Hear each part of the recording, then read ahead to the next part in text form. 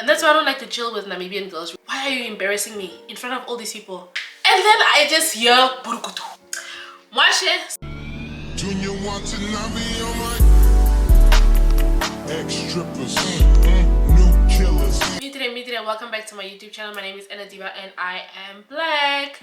So today I'm just gonna be doing a video about the best and the worst things that have ever happened to me as an individual. Okay, so I picked a few things that I felt like this would give the tea, honey. So the first one, I'm not wasting any more time. I don't waste time now. I'm gonna just from now on jump in the video. I'm gonna do what? Jump in the video. So I'm gonna just start. Like, I'm not even playing around with you. I'm just gonna start. So the first one is best and worst date. Okay, so the best and worst date, the best date that I've ever been on is the one with my boyfriend for my birthday. Like when I turned 25, that was like the best date I think I've ever been on in my life, because it was really nice and organized and he planned everything, and like all I had to do was get off work, get ready, and then go. Like, that was really the best date. He took me like to my favorite restaurant. I had my favorite meal. I was with my favorite person. The vibes were good. We were sitting outside and then we were just talking, and it was just like, it was really beautiful. Like, I was like, this is what dreams are made of. So romantic. The worst date that I've ever been on, oh my word, I don't even know if I want to tell you guys this. But the worst date that I've ever been on was when I was in, I think I was in university, like the first year or the second year, I don't remember. So I had a crush on this guy. I had a crush on this guy since high school. Me and my crushes and showing me shege are like this in the same WhatsApp group. So my crush, Kama, picked me up from my house. Imagine, he picked me up from my house and then we drove to the hills. I think I shouldn't give so many details because I feel like he's gonna watch this video and he's gonna know. But anyways, he took me to the hills, and then if you don't know, in Namibia or in Windhoek, the capital city, there's like this place called the hills in, I forgot which location it is, but you can basically drive up the hills and then you can park there and you can see the whole city at day or at night. But at night is the best time to go, but it's a bit dangerous, but it's beautiful. Okay, so we drove all the way up there to the hills, but before we went to the hills, we went to KFC to buy slushies. No, crushers. If you guys remember, KFC has this drink. It's like a milkshake with like crushed stuff inside. So I love the Oreo flavor. So we had Oreo crushers. I took an Oreo crushie, or is it crusher? Boy, please correct me. But I remember, you guys know what I'm talking about. So we went to buy crushers because it was like my favorite drink at the time. And then this guy said I should pay for the crushers because he didn't have money.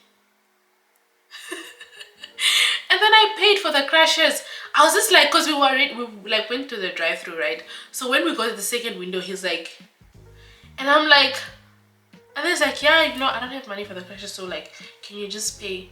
So I gave him the money for the crushers. He paid the crushers. We drove up the hill. The worst date did not even end there. So we're sitting, we're talking in the car, music is playing, we're vibing, just vibes, you know. And then obviously it gets dark, it gets late, you know, the vibes are like picking up and everything. I'm like, okay, at least I'm enjoying myself, even though I had to pay for my own crusher. So I'm sitting there, I'm talking to him like, you know, the vibes are vibing. We go. And then we start making out. Please tell me why both my lips were in this man's mouth. Like,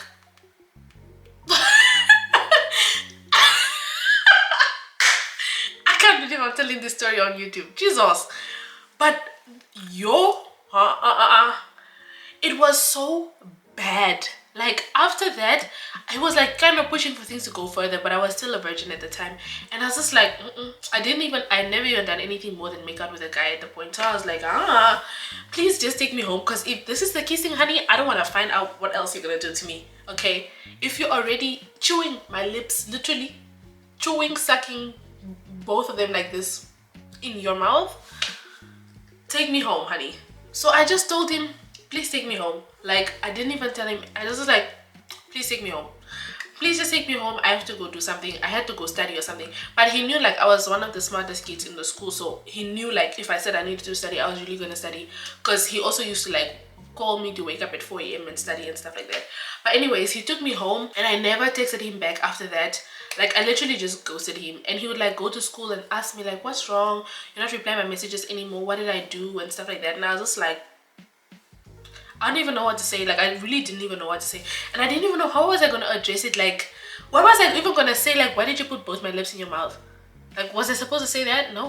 I was just like, let me just go home and like never talk to him again. And I never spoke to him again. And to this day, he's always like so confused. Like, he doesn't know what I did, what he did to me. But I'm like, nah.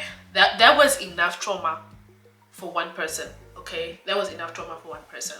And the next one is my best and worst childhood memory. Oh my word. Okay, my best childhood memory, I would say, is like all the times that my mom used to like put all of us in the car and we would drive around to like the Kleine Cooper and those Hours Bleak stuff, and we would just go look at houses. Like, we would just drive around at night and just drive and look at the houses, and she would tell us like to imagine those houses being ours. Like, she would tell us like, okay, if this was your house, like what kind of door would you have, what kind of roof, what kind of driveway, like what kind of colors, you know, like what kind of design. Are you gonna have like glass all over your house, or are you gonna have like, you know, a more old school building? Like, do you like the paint of this house, stuff like that, you know? Like, that just gave me like the mental imagination to always dream of myself in a better place than I am. You know, it allowed me to really see myself in a better position, you know, because we didn't grow up with a lot. And I felt like that was her way of showing us like, you can achieve these things, you just have to put it in your brain. Like, you have to put the image in your mind so that you can achieve it, basically, if that even makes sense. Because I feel like after that, or after doing that all those times, I was able to like get good grades, get scholarships, like find resources to move to a different country all by myself, to live there, to find a way to survive, to learn the language, because I just kept seeing myself like, I'm seeing myself as this woman who's gonna get her master's degree. I'm seeing myself as this woman who's gonna be as educated or even more than her grandmother that she admires so much. I'm seeing myself as a better version of my mom. I'm seeing myself as an example for my siblings. You know what I mean? Like, I was just able to like visualize myself. Like, I can see myself having like 1,000 subscribers by the end of the year. Like, I can see it. You know what I mean? Like, just to see it in my brain and then see it in real life, because I feel like maybe that's why my life has been so good, if that even makes sense, because I was able to create the image in my mind and then produce it in real life. Because I feel like that's why, if you listen to the song by Erykah Badu, no, it's On and On, where she says most intellects do not believe in God, but they fear us just the same. So she's basically saying like, each of us are gods, but that's because we have the ability to create things, you know. This took such a deep turn, Sana. But like, all of us have the ability to create things.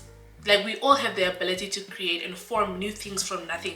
That's why humans are able to like invent things that have never existed. So I feel like because of our ability to create things, we are able to create new lives and new versions of ourselves. You know, even if you read stories about women who have imagined themselves to be pregnant, so much so that their body starts producing like symptoms of pregnancy, their stomach grows and everything, and then they were never pregnant before, but because they believed so much in their mind that they were pregnant, their body just like became pregnant even though there was no baby.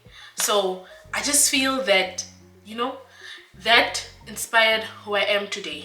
So yeah, that's my favorite childhood memory, driving around in the car with my mom and my siblings and just like envisioning a better life for ourselves and all the things we're going to achieve and attain when we grow up.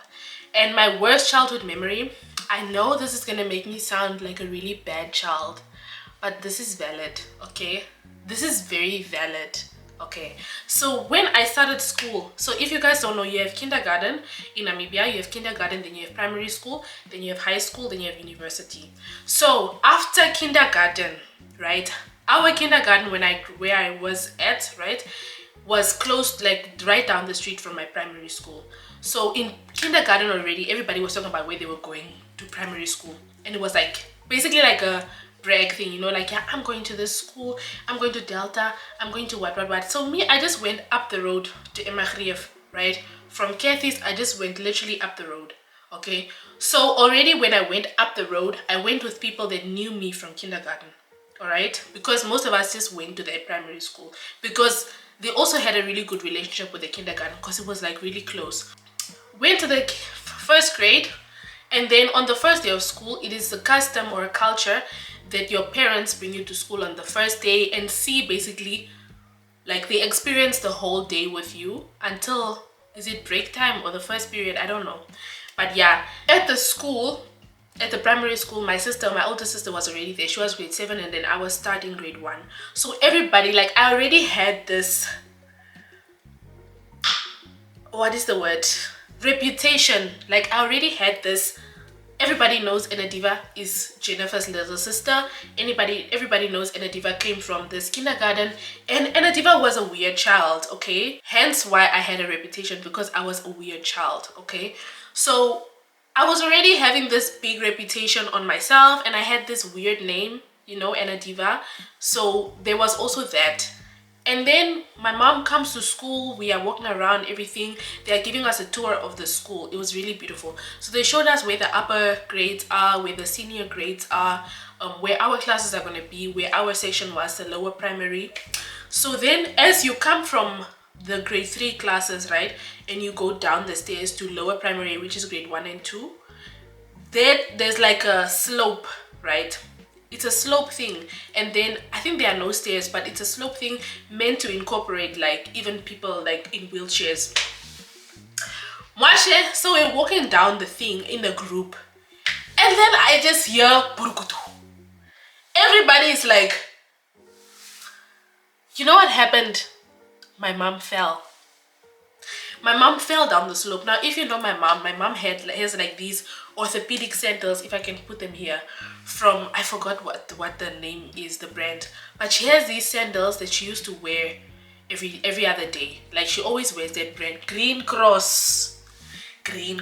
She used to wear those sandals. So she wore those sandals to the first day now, and I guess when she was walking, the sandal just like slid, because it's like cement, but then it has gravel, little pebbles inside the cement, so it's a bit like to make you not trip. But over time, because of us walking there, it became like really smooth, so you have to be very careful when you're walking on that thing. And then my mom just fell, bruh. She just fell, fell in front of everybody. And I was just feeling there, why are you embarrassing me in front of all these people? Like, why are you making this about you? This is my first day of school. Get up. And then the worst part was, everyone is just staring at my mom. Like, no one is helping my mom get up from like her fall, right? Because she really hurt herself. Like, I think she scraped her leg, so her leg was like folded like this. She was sitting on her shin basically, and nobody helped my mom. Everyone just stared. And then one lady, I remember this lady very well. It was my friend Pilar's mother, and she helped my mom get up. So as soon as Pilar's mom came to pick up my mom, everyone else came to help pick up my mom.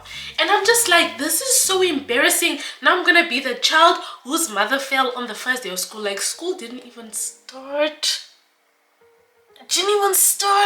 I was already the weird girl in kindergarten, and now you want to come and make me the weird girl in grade 1. Now I'm gonna be weird Ann-Adeva whose mom fell on the first day of school. And I already had dreadlocks, and then it was all a thing, so it was just a lot. I was just like, this is damaging my brand and my image. This is embarrassing, very embarrassing. What is this, honey? I just felt like she made it all about her at the time. I was 7 years old. So I just felt like she made it all about herself, and it wasn't about me, because it was supposed to be my first day of school, okay? All the eyes were supposed to be on moi and not her situation.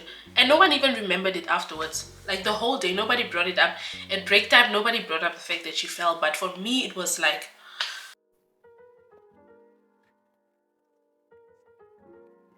what the fuck is going on in here on this day? And the next one is best and worst school. I would say the best school for me was Kathy's, my kindergarten. That was the best for me because it was a very like encouraging environment. My teachers were very nice to me. They were very helpful. They inspired me to be really smart, you know. It was just a very good environment. Like, we were all very independent children. We cleaned ourselves, we clothed ourselves, we had very interactive games and things. It was like, I feel like the cornerstone of my intelligence, because they really taught me to shine. Like, they didn't dim my light or try to make me feel small. They even instructed me to help other children in the class. That's how bright I was. But they still encouraged me to be bright, to be confident, to speak up for myself. They knew that I was like a shy child, so they tried to encourage me to speak up for myself and just like, you know, be out of my box a little bit more. But the worst school, I wouldn't even call it a school, I'd call it a university, bro. This university, child, ghetto. Ooh, the ghetto. The ghetto. Worst experience ever. From the lecturers to the course material to the environment of other students, like it was just really bad. And people used to talk bad about me behind my back. If you a real motherfucker, they hate you with every fucking thing they got. Like people used to always just talk bad about me behind my back at this university when I was still there doing my bachelor's. Like people always talk bad about me. There was even a time people made up rumors that I was having an affair or whatever with one of my lecturers. Why would you do that? Why would you do that? Like, why? What was the reason? What was the reason? It was just really bad. And the place was so far, and I was in the hostel, and the hunger, it was just a lot. It was really just a lot to deal with. I just felt like, yeah, that for me was the worst school. But the best school was definitely kindergarten for me. The best teacher that I've ever had is Miss De Vries. That's like my favorite teacher. I think she's even... I can't even say that, but yeah, this is my favorite teacher. Mr. Vries was my teacher in grade 3. Remember that story that I told when I cheated in the test? It was in Mr. Vries' class. Yeah, my favorite teacher. She taught RME, and then she was also my registered teacher for some time. But yeah, that was my favorite teacher, honestly. And my worst teacher, I'm not gonna say her name because I don't want to be sued, but it was this one particular Caucasian teacher at my high school.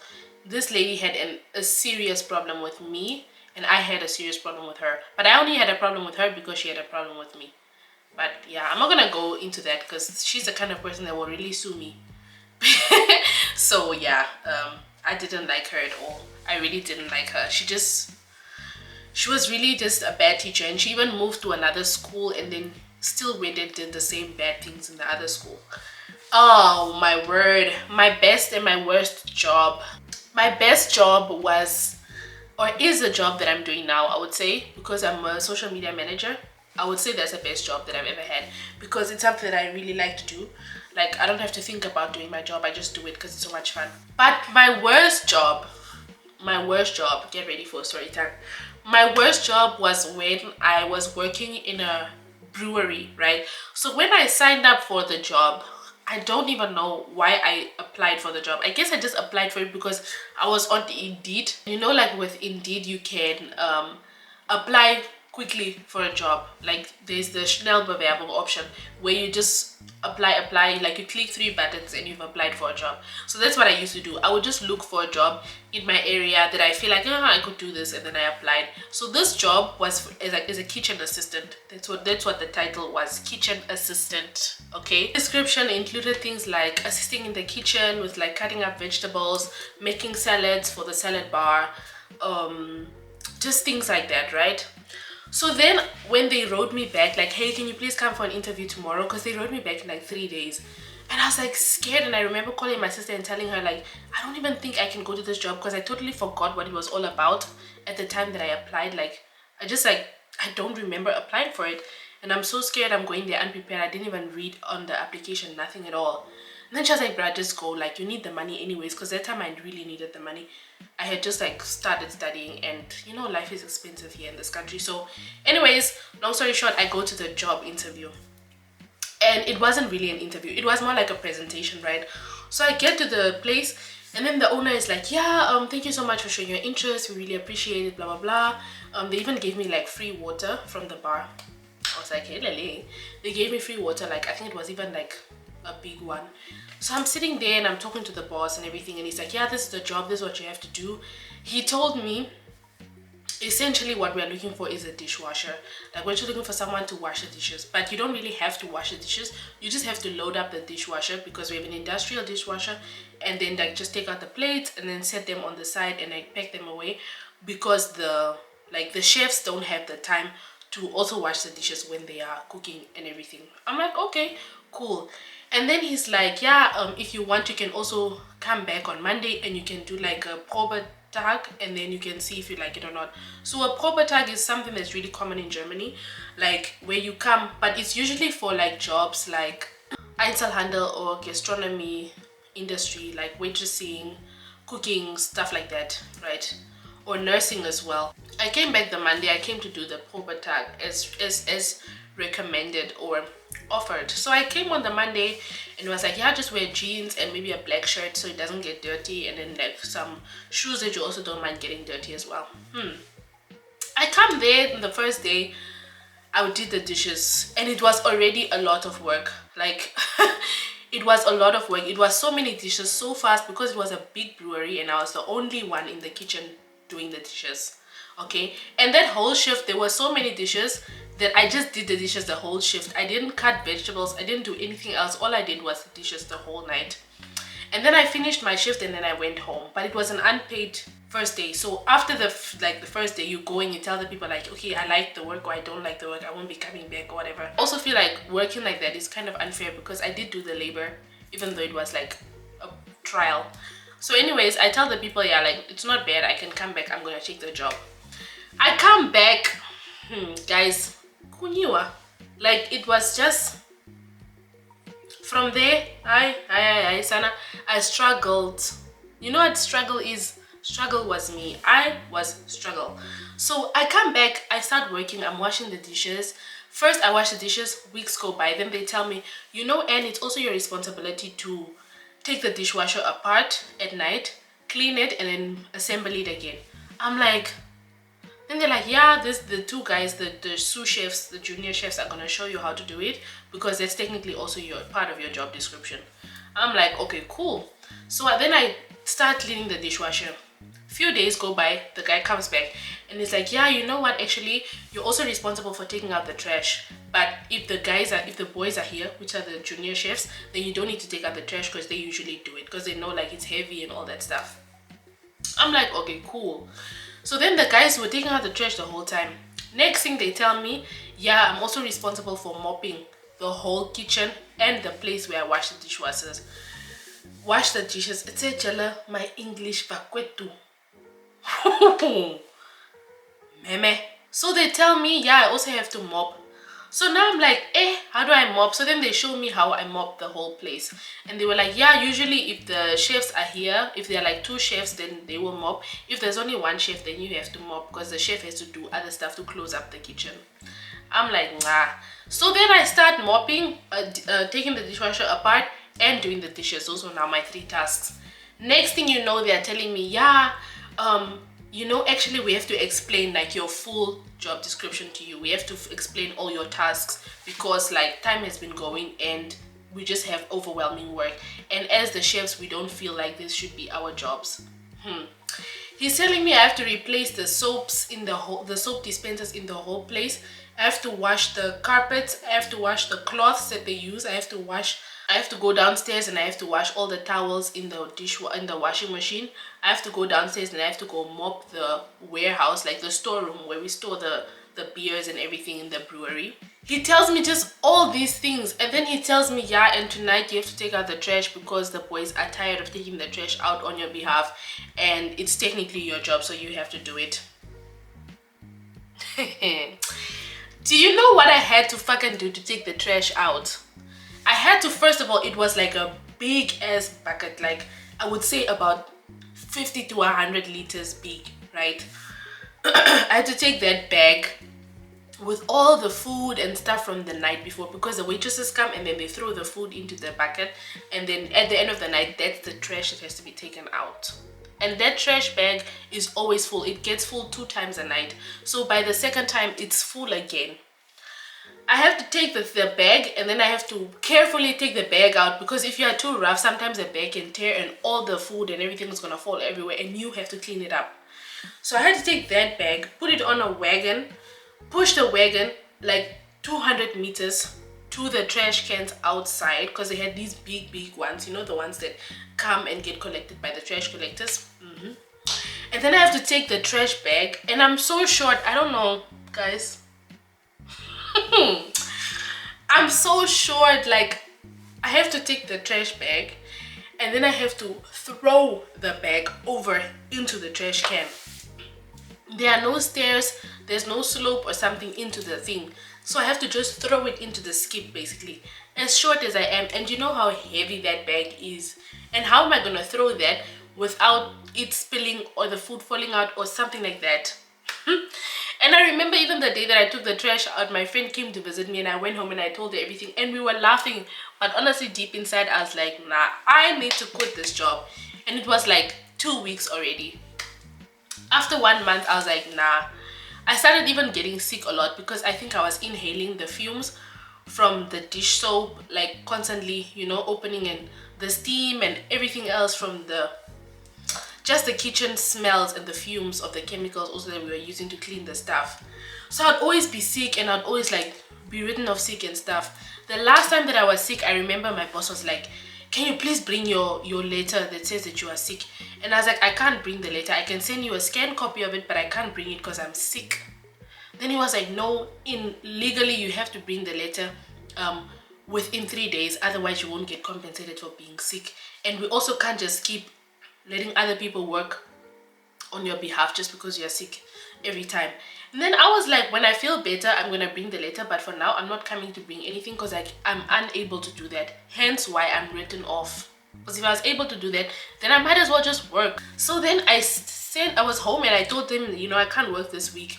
And then he sent me like a really bad text in a really bad tone. And I was like, yeah, you think you can just come in, what? You're just lazy, da da da da da. I didn't even waste my time.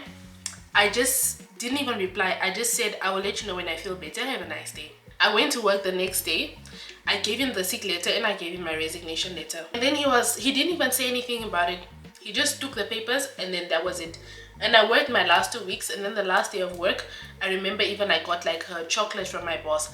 And it turns out that the 2 bosses that I had were married. The one who made the schedule of who's working when, and then the boss himself. So they were married. They were like a couple. And she could tell like the reason why I was quitting is because of her husband's behavior. And instead of telling her husband, you know, like, you're not behaving right, you can't keep treating our employees like this, we keep losing people because of your behavior, I was just like, you know what, whatever. So yeah, that's what happened. So I quit, and that was the worst job. I will never work in the gastronomy industry. Even as a waitress, stewardess, I'll never do any of that. Because in Germany, it's like they don't tell you all your responsibilities on the first day of work or even before you start working. You just constantly get new responsibilities as the time goes over and over. You just keep getting told new things that you have to do that are your job. Like, that's such a scam, honestly. And then to finish off strong, we're going to talk about the best and the worst party. So the best party that I've ever been to, honestly, I would say it was my graduation party. I feel like that was the best party ever, and I feel like even everyone that was there that day feels the same, because it was really small and intimate, and it was also that time of the panoramic, like we were just being allowed to have people over. So we went and had a really beautiful photo shoot by Alpo. I'm gonna put the pictures in here so you guys can see. Like, it was absolutely ravishing, honey, and I looked stunning. And my sister did my makeup, and I had bought my wig. My mom bought me that wig, honey. I had the bust down. I was feeling myself. I had done my nails myself even. I was just the girl. Party day. It was me and my sister and my brother and my sister's best friend, who I also consider like a sister to me, you know. And she cooked, because she's a chef, ne? Oh, the food that the girl cooked, honey, it was so delicious. Like, we were all just eating. So like, we ate I think 3 times, everybody, and we were just like us few people. We were listening to music, we were dancing. It was just a vibe. Like, it was the best party, I would say personally. And the next day we woke up and then we still had meat left over, so we ate that, and we had some beers. It was just a vibe, man. Yes, I would say that was the best party. The worst party though, I don't know, I've never been to like a worst party. I would say rather worst after parties. You know, when you're at the party and people don't want to go home, so they force the vibes for you guys to go to another place. The other places were just never on brand. I remember one time we went to this place. It was like in Dorado Park or something like that. It was somebody's house, and we were just sitting there, and we weren't allowed to be playing music because it was late at night. And I was just like, so why did we come? Why did we come? If we can't play music, come up, because it was late night and we couldn't play music, and then the guy's older sister came home, and then the older sister was like, yeah, who are all these people in our house? And I was just like, hi bo. So then the older sister is like, yeah, everybody else needs to go, like all these people need to leave. So then we had to now find another taxi in the middle of the night, and I was like, you guys know, you are so hungry to party, like we could have just left after the club. Now this has just left a sour taste in my mouth of the evening. But that was the worst party. Oh my word, that was the worst part. Yeah. And another one was also when we went to this chill in the coast, hang out with these people. They invited us, like we went to the beach, and then we met them there, and then they were like, oh yeah, we're having a bride later, do you guys want to come? We're like, yeah, cool, we'll come, you know, we'll bring like some meat and booze. And they were like, no, we already have meat, maybe you guys can just bring like your own drinks. So we came there, we brought drinks, we brought even more because we were like, let's bring for everybody. When we literally get into the gate, some girl is like, who are these 20 people that just came here? And we were like 7 people. No, we were like 4 people, because it was me and my boyfriend, his brother, and his brother's friend. So I'm like, oh, already, like that's a vibe. And that's why I don't like to chill with Namibian girls really, because most of the time there's the attitude that they have towards other girls when they meet them for the first time at a chill. And then she was like, yeah, who are all these people and whose meat are they gonna eat and where are they gonna sleep and what. And I was just like, bruh, can we please just like go somewhere else? Like we can even just ask for, we can go somewhere, we can go buy like a habli and just go sit and drink and just enjoy ourselves, because these vibes are not on brand. And like even the music that was being played, we couldn't play our own music. It was just very, very uncomfortable. So yeah, that was the worst. And after that, I vowed never to hang out with those people again, because the people even who invited us didn't address the behavior of those 2 girls, because it was a girl and her friend who were going on like that. The girl who was going on the worst was her boyfriend's house, so I guess that's why she was being a bitch. But the other one, the friend, I guess she was just doing it to be funny, honestly. And I knew both of them, so I was like, you guys also remember me, but they were acting like they didn't remember me. It was just a very awkward situation. Anyways, that's all I have for today. Please do like, share, comment, and subscribe. What are your best and worst, honey? What do you think was the most funniest part of this video? Yeah, thank you so much for watching. Please do like, share, and subscribe. Ciao. Junior watching, I'll be on my ex-strippers.